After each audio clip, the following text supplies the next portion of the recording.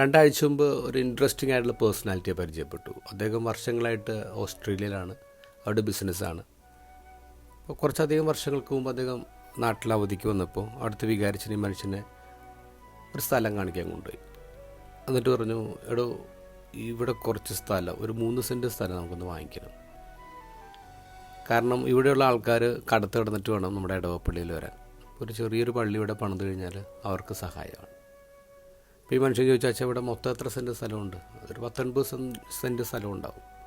അപ്പോൾ ഇയാൾ പറഞ്ഞു, ഇനി അത് അച്ഛൻ്റെ സ്വന്തമാണ്, 80 സെൻറ്റ് സ്ഥലം അച്ഛൻ്റെ സ്വന്തമാണ്. അച്ഛൻ അന്തം വിട്ട് നിൽക്കുകയാണ്. അച്ഛനെ അറിയില്ലായിരുന്നു ആ സ്ഥലം അദ്ദേഹത്തിൻ്റെ സ്വന്തം സ്ഥലമാണ്. ആ മനുഷ്യൻ ആ സ്ഥലം മുഴുവൻ പള്ളിക്ക് വിട്ടുകൊടുത്തു. അവിടെ ഒരു പള്ളി വെച്ച് കൊടുത്തു. പിന്നെ കുറച്ചധികം വർഷങ്ങൾ കഴിഞ്ഞു, പുതിയൊരു വികാരിച്ചൻ വന്നു. ഇതുപോലെ അവധിക്ക് അധികം നാട്ടിലെത്തിയപ്പോഴേക്കും ആ അച്ഛൻ പറഞ്ഞു, എടോ നമുക്കൊരു പാരിഷ് ഹോൾ വേണം, ആൾക്കാർക്ക് സഹായമാകും. അങ്ങനെ അച്ഛനും ഈ മനുഷ്യനും കൂടി പിരിവിനിറങ്ങുകയാണ്.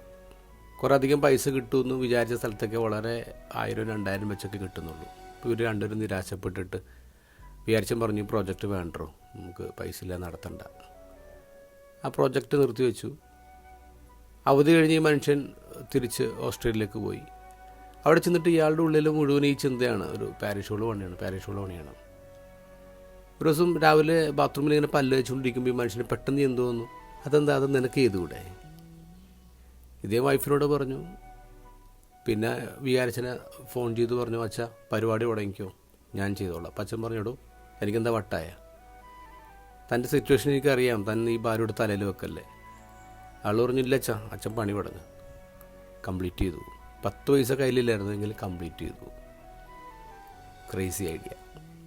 ഇന്നത്തെ ഹോസ്പിറ്റലിൽ 10-20,000 ആൾക്കാർ, ജനസ്ഥലമാണ്, അവിടെ കടകളൊന്നുമില്ല.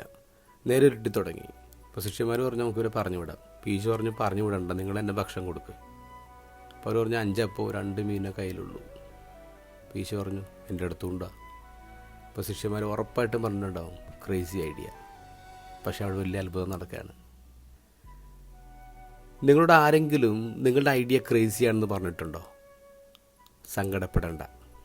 എത്ര ക്രേസി ഐഡിയ ആണെങ്കിലും അത് ക്രാക്ക് ചെയ്യാൻ നമ്മുടെ ഈശോയ്ക്ക് പറ്റും.